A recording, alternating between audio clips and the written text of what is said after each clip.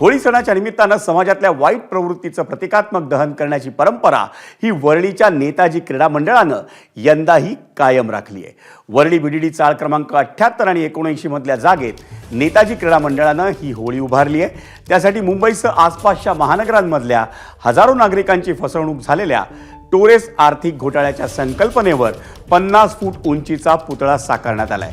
त्या प्रतिकात्मक पुतळ्याचं होळीत दहन करण्यात येणार आहे। वरळीतल्या बीडीडी चाळीच्या पुनर्विकास प्रकल्पाचं काम हे सध्या वेगानं सुरू आहे आणि त्यासाठी येत्या काही महिन्यांमध्ये साऱ्या चाळी या जमीनदोस्त होतील। त्यामुळे सध्याच्या बीडीडी चाळीतल्या जागेत नेताजी क्रीडा मंडळाचा हा अखेरचा होळीचा देखावा आहे।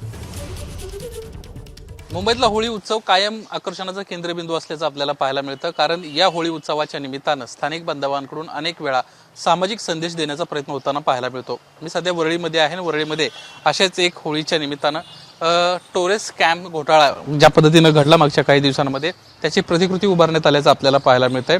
मी सध्या वरळीतल्या बीडीडी चाळ क्रमांक 78-79 इथल्या वीर नेताजी क्रीडा मंडळानं सादर केलेल्या टोरेस स्कॅम घोटाळा या थीमवर साधारणपणे 50 फुटाचा हा पुतळा तयार करण्यात आलेला आहे आणि या देखाव्याच्या ठिकाणी मी सध्या उपस्थित आहे। या देखाव्याच्या निमित्तानं महाराष्ट्रामध्ये खास करून मुंबई, नवी मुंबई, मीरा भाईंदर या परिसरामध्ये अनेक लोकांची ज्या पद्धतीनं फसवणूक झालेली आहे, कशा पद्धतीनं हा घोटाळा उघडकीस आला आणि हे घोटाळा नेमके कशा पद्धतीनं करत होते या बाबी दाखवण्यात आल्याचं आपल्याला पाहायला मिळत आहे। करोडो रुपये घेऊन काही परदेशी नागरिक यांना पोबारा केल्याचं पाहायला मिळतंय।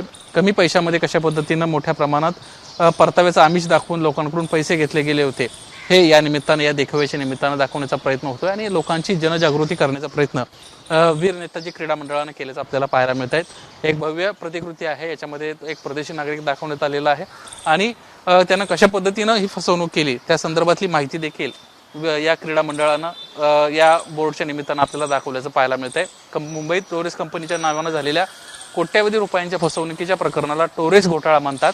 या कंपनीनं गुंतवणूकदारांना मोठ्या व्याजाचं आमिष दाखवून फसवणूक केली, ज्यामुळे अनेक जण आर्थिक अडचणीत आलेत अशा पद्धतीची माहिती या बोर्डवर लिहिल्याचं आपल्याला पाहायला मिळत आहे। एकंदरीतच वीर नेताजी क्रीडा मंडळानं एक आकर्षक देखावा तर उभारलाय, मात्र त्या निमित्तानं एक सामाजिक संदेश देण्याचा देखील प्रयत्न केल्याचं आपल्याला पाहायला मिळत आहे।